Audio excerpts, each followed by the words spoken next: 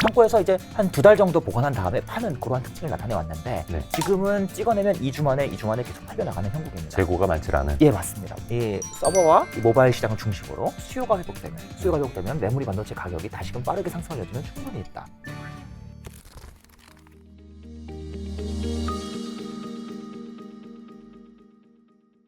반도체 소재 기업들 중에 네. 삼성이나 하이닉스에게서 탈락했다. 네. 아니면 이제 단가 후려치기를 당했다. 네. 거의 못 들어봤거든요. 없습니다. 그 이유를 좀 설명드려 보겠습니다. 네. 장기 투자하시는 분들께 특히 이 내용이 아주 중요할 겁니다. 소재 기업들은 계속해서 장기 우상향할 수 있는 아주 뛰어난 이유는 일단 첫 번째로 무조건 반도체 기업들이 앞으로 찍어내야 될 반도체 칩의 물량은 항상 증가합니다. 네. 두 번째는 칩의 기술력이 계속 높아지기 때문에 공정이 더욱더 복잡해지고 공정 수가 늘어납니다. 네. 그러면 당연히 소재 투입량은 무조건 늘어납니다. 세 번째는 반도체 칩의 종류가 계속해서 늘어나기 때문에 역시나 반도체 기업들이 만들어줘야 되는 반도체 칩의 이 개수는 함께 또 증가합니다. 그럼 이것만 보시면 일단 Q의 증가는 굉장히 선하게 보이지 않는가라는 생각이 드실 수가 있을 겁니다. 그렇죠. 그러면 오더리님 여기서 두 가지 질문이 있어요. 첫 번째는 경쟁사가 들어올 수 있잖아요. 네. 경쟁사가 들어오기 매우 어렵습니다. 스마트폰 부품은 경쟁사가 훅 들어왔다 훅 나갔다가 이 경쟁사의 이 위치도 굉장히 손쉽게 바뀌죠. 이 카메라 모듈 기업만 봐도 파트론, 엠시넥스, 파워로릭스 순위가 굉장히 빠르게 바뀝니다. 네. 그런데 이 소재 기업들 같은 경우에는 일단 한번 공급을 시작한 소재사는 공급이 탈락되기 매우 어려운 이유가 무엇인가 하면 반도체 기업들이 칩을 만들 때 이 사용되는 소재를 바꾸지 않습니다. 왜 그런가 하면 그렇죠. 똑같은 99%짜리 불화수소를 이 기업도 공급할 수 있고 이 기업도 공급할 수 있다고 해보면 이 기업이 공급하다가 이게 마음에 안 들어요. 얘 거 쓰고 싶어요. 그럼 99%짜리 불화수소니까 쓰면 되지 않느냐 라고 생각하실지 모르겠습니다만 나머지 1%의 불순물 함량이 다르다라는 겁니다. 그 1% 때문에 칩이 안 나옵니다. 그래서 소재를 한번 공급하면 바뀌지 않는 특징이 있고 만약에 그 바꾸려면 임원들 목숨 걸어야죠. 그렇죠. 사활을 걸어야 됩니다. 예. 또 한 가지는 어떤 특징이 있는가 하면 소재 기업들이 계속해서 반도체 산업에서 이 소재들이 많이 필요할 걸 알고 있기 때문에 계속해서 끊임없이 증설 투자를 해왔습니다. SK머티리얼스도 증설 투자 너무 많이 해갖고 지금 현금이 너무 부족하니까 SK그룹이 직접 그냥 해버리기 위해서 합병된 거 아니겠습니까?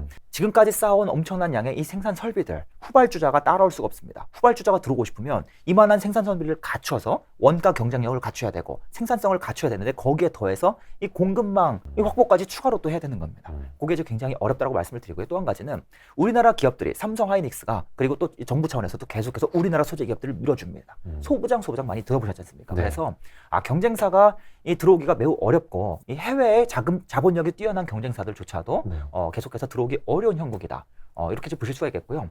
또 한 가지는 방금 전에도 잠깐 말씀해 주셨는데 단가 인하 이슈가 거의 없습니다. 왜 그런가 하면 반도체 칩을 만들 때 이 원가 비중을 살펴보면 일단 거의 20-30%가 설비 투자비고 그 다음에 이제 또 20-30%가 연구 개발비입니다. 그러면 이 반도체를 만드는 과정에서 사용되는 이 소재 원가는 사실상 10에서 20%가 되지 않습니다. 굉장히 미미한 수준이기 때문에 이 소재들을 백날 이 원가 절감을 해서 칩을 더 싸게 만드는 것보다는 차라리 소재 기업들한테 돈을 퍼주면서 야 국산화 좀 더 해봐. 다른 품목도 국산화해봐. 밀어주는 게 월등히 유리하기 때문에 실질적으로 소재 기업들을 가만히 분석해 오신 분들은 이 원가 절감, 단가 인하 이슈 이런 것들에서 굉장히 자유롭구나라는 걸 많이 느끼셨을 겁니다.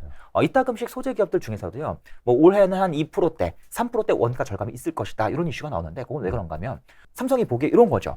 야 쟤네들 수율 좀 더 높일 수 있을 것 같은데 열심히 일 안 해. 야 수율 높이면 니네 3%더 싸게 만들 수 있을 것 같은데 수율 좀 높여봐. 이런 관점에서 3% 인하 좀 해줘. 이렇게 이제 요구하는 경우가 많다는 겁니다. 그래서 소재 기업들이 앞으로 Q가 계속 증가하고 P도 꺾기가 매우 어렵고 이런 구조를 갖고 있기 때문에 장기 투자하기 매우 유리하다. 이걸 좀 한번 정리해 드리도록 하겠습니다. 아까 이제 사이클에 대해서는 우리가 되게 조금 깊이 있게 이야기를 들었는데 네네. 약간 이제 밸류에이션을 할 때도 네. 항상 사이클이 있는 산업은 PER을 맹신하지 마라 라는 게 이제 네. 격언으로도 있지 않습니까? 예, 맞습니다. 그러면 이걸 밸류에이션은 어떻게 해야 되는 거지? 이게 네.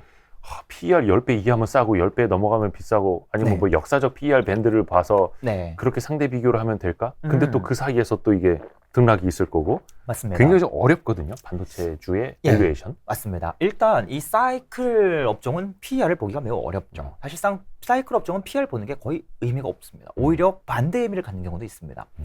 되려 장비주는 PER이 낮을 때 불리하고 높을 때 유리한 특징도 나타나죠. 그런데 아까 만약에 나는 진짜 PR 성애자다. 나는 오직 PR만 쓴다. 라고 생각하시는 분이 계시다라면, 네.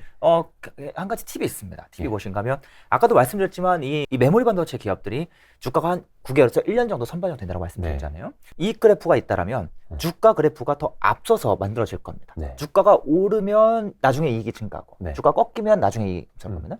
그러면은 이 이익 그래프를 9개월 정도 옮기는 방법이 있습니다.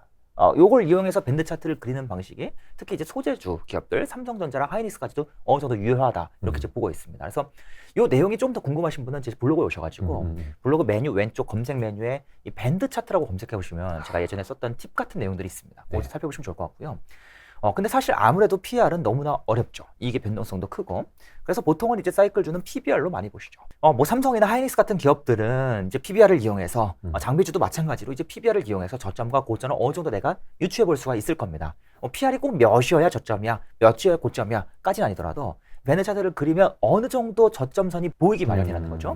근데 문제가 무엇인가 하면 소재 기업들이요. 이 소재 기업들은 앞에서도 말씀드렸지만 계속 장기적으로 우상향하는 특징을 가지고 있다 말씀드렸지 않습니까? 네. 그러다 보니까 이 많은 투자자들이 앞으로 이익이 계속 증가할 걸 알고 있어요. 그러니까 어느 정도 이익을 또 미리 땡겨옵니다. 어느 정도 앞으로 이 기업이 누적할 자본을 또 미리 땡겨옵니다. 그래서 공통적으로 PER과 PBR이 비교적 높은 영역에서 만들어지는 특징을 가지고 있습니다. 그래서 이들 기업을 살펴볼 때 뭐 꼭 PBR이 1 근처여야지만 꼭 2 이하여야지만 요때 사야지 그런 관점보다는 이 소재 기업들의 이 역사적인 PBR과 역사적인 PR을 기준으로 지금 충분히 이 밴드상 낮은 영역에 있어요. 이걸 살펴보시는 것이 좀 더 유리할 수 있다. 이걸 좀 한번 전해드리도록 하겠습니다. 맞습니다. 그래서 네. 그 함정에 빠지면 안 되는 거고. 네, 맞습니다. 제가 또 하나 조금 아이러니하게 생각하는 게 항상 삼성전자 주가를 네. 보면서 네. 7만 전자니 8만 전자니 요즘은 뭐 6만 전자니 네. 그러니까 사실 그렇게 뭔가 인식이 바뀌면은 투자하는데도 사실 좀 어려움이 더 많을 거라고는 보는데 네네. 일단 삼성전자 주가가 6만 원대 네. 그걸 좀 벗어나기 위한 조건 네. 그 이상으로 가기 위한 조건 뭐 앞에서 뭐 네. 사이클이 여러 가지 좀 이야기를 해주셨는데 네네네. 그 주가 반등의 조건? 네. 예, 어떤 걸 좀 네. 꼽아볼 수 있을지. 이 부분을 제가 좀 개인적인 생각을 한번 좀 시청자분들께 말씀을 드려자면요. 네. 이 수요단에서의 이슈와 공급단에서의 이슈에 의해서 사이클이 변한다라고 말씀을 드렸는데 지금은 이제 특히 무엇을 주목할 필요가 있는가? 일단 지금 수요가 생각보다 많이 부진한 편입니다. 앞에서도 말씀드렸지만 이 메모리 반도체를 만들면 이 누구한테 갖다 파는가? 컴퓨터 시장이 있고 그다음에 스마트폰 시장이 있고 그다음에 이제 서버 시장이 있다라고 말씀을 드렸어요. 네. 근데 컴퓨터 시장은 원래 꾸준한 정체고 이 핸드폰 시장이 요즘에 특히 많이 부진합니다. 중국의 이 코로나 재확산 이슈가 크게 겹쳤고 여기에 더해서 공급망 이슈까지도 일부 섞여 네. 있습니다. 그래서 지금 핸드셋 쪽에서 이 부정적인 이슈가 계속 쏟아져 나오고 있는 상황이 있고 그리고 또 이 서버 기업들이요. 이 서버 기업들이 앞으로 투자를 이제 점점점 늘려 나갈 것이라는 이야기가 많이 나오고 있지만 그 시기가 정확히 언제가 될 것이냐, 얼마나 늘릴 것이냐, 올해는 좀 힘들지 않겠냐라는 이야기가 일부 나오고 있는 것입니다. 그 이유 중 하나가 이제 무엇이냐면 이 삼성전자와 하이닉스가 디램이라는 메모리 반도체도 서버에 팔고 낸드 플래시라는 메모리 반도체 서버에 팔아요. 네. 그런데 이 디램이 조만간 이제 더 새로운 디램, 즉 DDR5라고 불리는 이 디램이 확대가 될 건데 문제는 이 DDR5가 많이 팔리려면 서버 기업들이 많이 사가려면 이 DDR5를 지원해주는 CPU가 나와야 됩니다. 근데 이 CPU를 지금 인텔이 아직 못 만들고 있어요. 원래는 인텔이 작년 3분기에 이 CPU를 내놓으려고 했습니다만 그렇죠. 이 사파이어 레피즈라는 CPU가 있습니다. 네. 이 CPU를 내놓지 못해서 지금 계속 밀리고 올해 2분기에 출시할 것이다.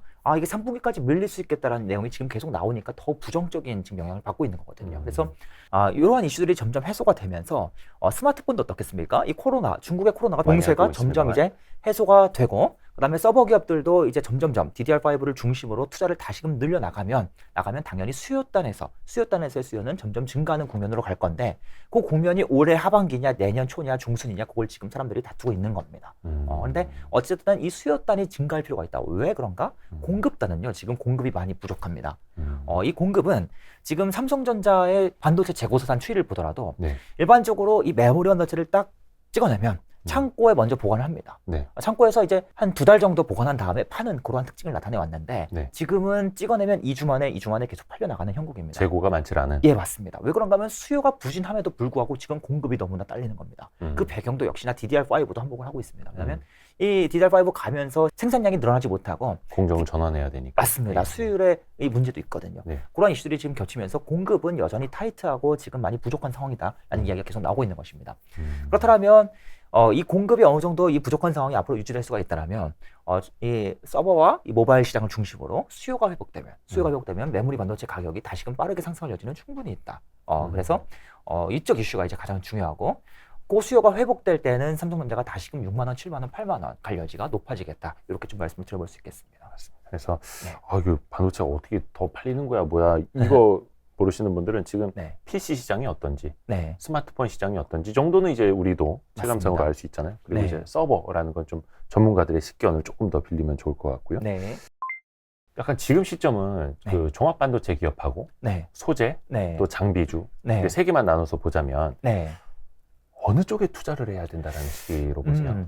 저는 개인적으로 하이닉스 삼성, 그러니까 네. 세트 기업이죠. 네. 플러스 소재가 유리하다고 생각하고 있습니다. 장비도 분명히 오를 여지가 없는 건 아닌데 네. 리스크도 같이 상존하기 때문에 이슈가 있다고 보고 있습니다. 아까도 말씀드렸지만 지금 삼성을 꼭 오늘 사야 되냐, 하이닉스를 꼭 오늘 사야 되냐, 그건 아닙니다. 왜냐하면 지금 사이클이 계속해서 하락 국면에 있기 때문에 이 하락이 언제까지 갈지, 수요가 언제 반등할지는 명확하게 예측하기는 어려워요. 네. 지금 많은 전문가들이 하반기냐 내년이냐 싸고 있다고 말씀드렸지 않습니까? 그래서 어쨌든 일단 매수 관점에서 접근해야 되는 건 맞는데 좀 천천히 적립식으로 매수하셔도 충분히 유리하다고 생각합니다. 그런데 이제 문제가 무엇인가 하면 장비주들이요. 이 장비주 같은 경우에는 삼성전자가 그리고 하이닉스가 장비를 많이 사는 시기는 공장을 많이 지을 때입니다. 네. 증설을 많이 할 때죠. 그런데 이 증설을 지금까지 어떻게 왔는가? 과거에 17년, 18년에 크게 증설을 많이 했었고요. 네. 그리고 19년에 메모리 여파이 안 좋았기 때문에 증설이 팍 줄었습니다. 그리고 이제 20년에 다시 증설이 크게 늘었고요. 네. 다시 21년에 또 크게 늘었습니다. 네. 작년이었죠. 그러다가 올해는 이 21년 때보다 소폭 더 증가하는 그러한 형태로 어쨌든 증설을 많이 하긴 하는데 네. 작년에 비해서 그렇게까지 많이는 아닌 정도로 이제 증설을 하고 있습니다. 그러면 장비 업체들도 어떤 특징이 나타나는가? 장비를 20년에 많이 팔고 21년에 더 많이 팔고 22년 올해에도 분명히 일부 더 많이 팔겠지만 종전의 증가폭에 비해서는 이 증가폭이 둔화된다는 거죠. 그러면 앞으로 더 많이 팔 거야? 아니면 앞으로 덜 팔게 될 거야? 이걸 이제 파악하려면 내년의 증설 계획을 좀 살펴봐야 되는데 이 삼성과 하이닉스가 내년에 증설을 얼마나 할지 아직까지는 불투명합니다. 심지어 올해 하반기에 투자할 규모도 규모가 축소될 수 있다는 이야기도 일부 나오고 있어요. 왜 그런가 하면 메모리 여파의 지금 수요 증가가 지연된다면 공급을 섣불리 늘릴 이유가 없지 않겠습니까? 그래서 장비 기업들은 어쨌든 21년에 이어서 더욱더 일부 많은 증설을 하기 때문에 네. 장비 판매량도 실적도 매출액도 최대치를 찍을 가능성이 분명히 있기는 하지만 이 증가폭이 크지 않다 보니까 이 주가의 상승이 크게 일어날 수 있겠느냐. 거기에 더해서 만약에 내년 23년에 이 증설이 충분히 많이 이루어지지 못하면 주가는 되려 꺾일 수도 있지 않겠느냐. 이런 부정적인 이야기도 일부 섞여 있다는 겁니다. 그래서 나는 장비 기업에 투자하고 싶어라고 하시는 분들은 이러한 증설 이슈들, 설비 투자 이슈들, 삼성과 하이닉스가 계속해서 발표하는 이러한 설비 규모들, 이런 것들을 계속 추적하면서 투자하셔야 되기 때문에 굉장히 어려운 시기라고 볼 수가 있겠습니다. 만약에 지금 삼성 하이닉스가 작년에 투자를 1도 안 했고 올해 투자 1도 안 했어요. 투자가 저점이에요. 근데 이제부터 증설을 많이 하겠대요. 그러면 장비 투자하기 너무 좋겠죠. 너무 좋겠지만 지금은 이미 설비 투자를 많이 한 상황에서 얼마나 많이 할 거냐, 아니면 적게 할 수도 있지 않겠냐, 이런 이슈가 나오는 상황이기 때문에 좀 어려움이 있다. 이걸 좀 전해드리도록 하겠습니다. 근데 그 장비 기업 같은 경우에는 이제 네. 그 뭐라 해야 되나, 고객사가 좀 다변화되고 있지 않나요? 그 하이닉스, 예. 삼성전자를 벗어나서 네네네. 예, 해외 쪽으로도 맞습니다. 많이 가고 있잖아요. 예, 일부 기업들이 이제 그러한 경향이 나타나지만 네. 특히 이제 아직까지 메모리 반도체 쪽으로 장비를 공급하는 기업들은 여전히 우리나라 기업들한테 묶여 있는 특징이 좀 강하게 나타납니다. 그렇죠. 메모리는 뭐 예. 글로벌 3사가 거의 다니까. 예, 맞습니다. 예. 그나마 최근에 이제 뭐 주성 엔지니어링 같은 경우에는 이제 중국 쪽으로 이제 매출처를 다변한 이슈가 있었습니다. 그런가 하면 이 중국에서 이 미국 장비를 쓸 수가 없다 보니까 대안을 막 찾다 보니까 일단 우리나라 장비라도 사가자. 이건 이제 그림이 그려진 것이고, 그리고 또 이제 비메모리 장비를 공급하는 일부 기업들은 대만이나 중국까지 진출하면서 이제 매출처 다각화를 이루고 있기는 합니다. 네. 이루고 있긴 한데 비메모리 장비를 공급하는 기업들은 이 매출처 다각화 효과가 분명히 의미가 크겠지만 네. 메모리 장비에 의존하고 있는 기업들은 이 수출도 물론 좋긴 하겠지만 업황도 같이 고려를 안 할 수가 없거든요. 왜냐하면 삼성 하이닉스의 매출 비중이 월등히 높기 때문에. 그래서 맞습니다. 그런 부분도 좀 고려를 해볼 필요가 있습니다. 그래서 그 장비도 좀 어느 쪽에 특화되어 있는지를 보고 잘 네. 투자를 하셔야 되지, 뭐 장비라고 해서 다 갈 거라고 생각. 왜냐면 장비주들로 네. 차트 보면은 네. 극과 극입니다. 예, 맞습니다. 극과 네. 극. 반도체 관련주. 예, 예. 아까 뭐 잠깐 이야기 나오기도 했습니다만 네. 소재든 장비든 뭐 IDM이든 네. 투자를 하면서 좀 투자자들이 네. 그냥 나 몰라라 할 게 아니라 네. 주기적으로 이런 것들은 같이 좀 체크를 하시면 더 좋다. 아, 체크요. 예, 체크 아, 포인트 같은 예. 것들. 일단 체크 포인트가 뭐 워낙 많긴 하지만 네. 일단 최소한 내가 투자하는 이 기업이 네. 장비주라고 말씀해 주셨나요? 아니면 뭐 소재든 모든 장비든 반도체 종합 기업이요? 반도체든. 예. 내가 투자하는 기업이 일단 소재 기업인지 장비 기업인지는 좀 아셔야겠죠. 이걸 고려하지 않으시는 분들이 사실 많으시더라고요. 예. 아, 이게 안타깝게도. 네. 예. 근데 이제 또 그걸 아시려고 이제 영상을 보시는 거니까. 그렇죠. 예. 예. 그래서 장비인지 소재인지 그리고 또 얘가 디램향인지 낸드 플래시향인지 이걸 이제 또 파악을 하셔야 될 겁니다. 그런가 하면 지금 낸드가 좋다라고 하는데 디램 소재 업체 사봤자 소용이 없을 수가 있죠.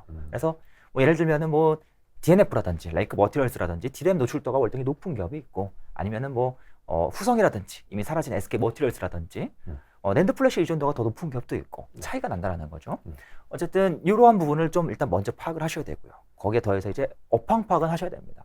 지금 메모리 반도체 업황이 좋대 아니면 지금 안 좋대 이 정도는 파악을 하실 수가 있어야 됩니다. 보통 이제 주가에서 드러나긴 하지만 가장 문제가 무엇인가 하면 이 삼성전자와 하이닉스의 주가가 점점점 오르기 시작하면 메모리 업황이 좋다 더 나가서 더 좋아진다 이야기가 끝도 없이 나옵니다.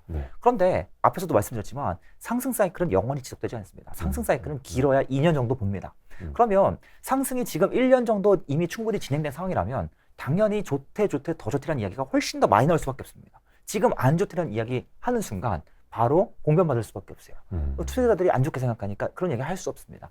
그런데 주가가 어느 정도 9개에서 1년 정도 선반영하기 때문에 이 상승 사이클이 1년 이상 좀 진행된 이 단계에서는 점점점 주가 상승이 마무리될 가능성이 높아진다는 겁니다. 그러니까 최소한 지금 이 업황이 충분히 많이 좋아진 상황인지 아니면 진짜 좋아지기 시작하는 완전 초입 단계인지 정도까지만 파악하실 수 있다면 훨씬 더 좋은 뛰어난 판단을 하실 수 있을 겁니다. 근데 꼭 그 정도까지 가지 못하시더라도 지금이 최소한 진짜 안 좋은 구간이다. 아니면 좋은 구간이다만 판별하시더라도 안 좋은 구간일 때는 내가 좀 매수로 대응하자. 이 정도 생각을 하실 수가 있고 좋은 구간일 때는 나 잘 모르겠으니까 좀 다음번에 안 좋다는 이야기가 다시 나오면 그때 한번 살펴보자. 지금은 다른 업종 투자하자. 이렇게 이제 판단을 내리실 수가 있기 때문에 이 정도까지는 꼭 파악을 해보시면 좋겠습니다. 사실 우리가 이제 메모리 반도체에 너무 이제 우리나라는 특히나 뭐 삼성전자, 하이닉스가 있다 보니까 많이 몰입해 있는데 전체적인 반도체 시장은 시스템 반도체, 즉 우리 입장에서만 비메모리 반도체라고 부르는 그 시장 훨씬 더 크잖아요. 맞습니다. 그쪽 기회는 좀 우리가 투자자들이 좀 어떻게 찾을 수 있을지도 좀 조언 부탁드립니다. 일단 비메모리 반도체 시장 같은 경우에는 사실 투자 기회가 우리나라에서 나오기는 다소 어려운 구조를 갖고 있습니다. 아직은. 아직은. 왜 그런가 하면 일단 삼성 하이닉스가 비메모리 사업도 분명히 하고 있습니다만 매출 비중이 워낙 적고 또 한 가지 우리나라가 이제 비메모리 반도체로 이제 나가서 사업을 하려면 우리가 칩을 설계하는 영역으로 갈 거냐 만들어주는 영역으로 갈 거냐 둘 다 할 거냐 이걸 정해야 되는데 일단 삼성이 그나마 만들어주는 영역으로 일단 먼저 진출을 하고 있는 겁니다. 그런데 이 만들어주는 영역에서도 아직까지는 이 TSMC랑 격차가 너무나 크고 그다음에 갈 길이 너무나 멀기 때문에 그리고 매출 비중이 굉장히 아직까지는 낮기 때문에 사실상 삼성전자에 투자할 때는 어쨌든 결국엔 메모리 반도체를 보고 투자할 수밖에 없는 그런 형국이 이어지고 있고요. 또 한 가지는 이 삼성전자가 계속 파운드리 사업을 확대하긴 하는데 계속해서 파운드리에서 벌어들이는 이익이 증가하고 있는 건 맞습니다. 근데 이제 꾸준한 증가기 때문에 아무래도 메모리가 크게 움직이다 보니까 결국에 주가의 움직임은 메모리에 의존적인 그런 경향이 나타납니다. 그래서 그러면 우리가 비메모리 기업에 투자할 만한 게 뭐가 있을까요? 이걸 좀 생각해 보시면 비메모리 기업, 비메모리 반도체를 전문적으로 좀 잘하는 기업 몇 개가 있긴 있습니다. 있긴 있는데 아무래도 주로 해외에서의 기회가 월등히 많다라고 이제 보실 수가 있겠습니다. 이 비메모리가 좀 어렵다고 느끼신다면 앞에서도 말씀드렸지만 이 반도체 산업은 계속해서 꾸준히 우상향, 장기 우상향합니다. 하지만 그 와중에도 주가의 움직임은 등락이 있을 수밖에 없어요. 메모리 반도체는 특히 앞에서 말씀드렸던 사이클의 의존도가 매우 높고 비메모리 반도체도 사이클까지 나타나진 않더라도 어쨌든 뭐 미중 무역 전쟁이니 지금 뭐 중국의 코로나니 이런 이슈들 때문에 분명히 이익이 좀 둔화됐다가 또 올라갔다가 하는 구간이 나타난다는 겁니다. 그럼 특히 이 이익이 둔화되는 구간 또는 부정적인 이슈가 많은 구간에서는 주가가 많이 떨어질 수밖에 없다는 겁니다. 근래 이제 엔비디아 주가가 왜 떨어져요? 많이 물어보시는데 펀더멘탈의 이상이 있어서라기보다는 장기적인 이 전방시장의 성장에 문제가 있어서 그런 이슈라기보다는 지극히 단기적인 이슈로 떨어진다. 앞으로의 장기 성장성을 고려하면 중국의 코로나라든지 이러한 외부적인 환경에 의해서 주가가 떨어지는 것이다. 그런데 이러한 환경은 평생 지속하지 않기 때문에 오히려 계속해서 장기 우상향을 다시금 그려갈 가능성이 아주 높기 때문에 떨어지면 떨어질수록 오히려 더 관심을 가지셔라라고 이제 말씀을 드리거든요. 길게 보고. 맞습니다. 그래서 이러한 비메모리 반도체 산업에서 이제 가장 잘 나가는 1등 주식들, 뭐 GPU에서는 엔비디아가 있고, CPU에서는 뭐 지금 AMD랑 인텔이 있고, 이런 기업들은 어차피 이 반도체 산업의 장기적인 성장을 따라서 장기 투자의 관점에서 접근해야 되는 주식이 많기 때문에, 비메모리 쪽에서 각 특정한 영역에서 1등 주식들, 1등 주식들을 좀 매수하시는 방법으로 비메모리에 접근하시는 것도 괜찮을 것 같습니다. 아유, 너무 좋습니다. 너무 좋습니다. 오늘 저희가 우리 우황재 저자님, 필명 호돌이님은 1시간을 예상하고 오셨지만 저희는 어떻게 해서든 2시간을 뽑아냈고요. 사실 이레미디어에서 나온 이 현명한 반도체 투자, 이게 400페이지가 넘는 책인데 이거 하나 읽으면은 최소한 이 반도체에 대해서 감은 잡을 수 있다. 감 이상의 것을 얻을 수 있다. 저는 그렇게 이야기를 하겠고요. 감사합니다. 또 이 책 내용 말고요. 또 후속 내용은 이제 블로그에서도 또 여러 가지 업데이트가 있으니까 이 책을 복습 개념으로 삼으셔도 괜찮고, 최근 이슈 같은 것들은 책에 담을 수가 없었습니다. 왜 그런가 하면 책은 오래 읽혀야 되잖아요. 그러니까 근황 이슈들 이런 것들은 제가 이제 블로그에서 글로 활발히 공유합니다. 그래서 한번 시간이 되시면 방문하셔서 살펴보셔도 좋을 것 같습니다. 오늘 그 진짜 긴 시간 열정적으로 이야기를 해주신 우황재님, 필명 호돌이님, 88년생은 아니고 88년생 호돌이님, 너무 감사드립니다. 진짜 고맙습니다. 고생하셨습니다. 감사합니다. 고생하셨습니다.